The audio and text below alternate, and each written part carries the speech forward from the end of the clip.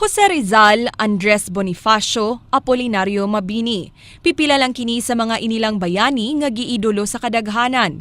Apan di kinahanglang makigubat o muhad sa kaugalingong kinabuhi aron lang nga mahimong bayani. Bisan ang mga simpleng maayong buhat, mahimong sukdanan aron maisip nga bayani ang usa ka tawo. Sama ni Mario Saringal ang mananagat nga miluwas sa usa sa mga Koreanong sakay sa nalunod nga barko ni atong Biyernes.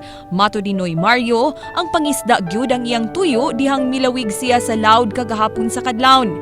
Wa niya damha nga mausab ang iyang kinabuhi, pinaagi sa pagsalbar og laing kinabuhi ni atong higayuna. Samtang siya nanagat, nakadungog siya og tingog. Nga murag ingon nga help, pero help gyud ko nung iya gisinggit nako. Nya balik mura lang ko wa ba tuog kauban namo.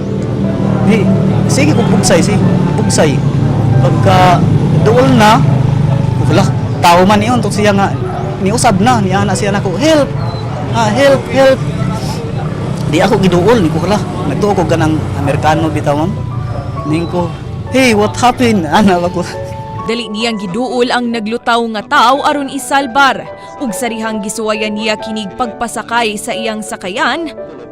Pag-alsa nako niya pag tabang nako niya og kanang pasaka nga ri sa akong sakayan.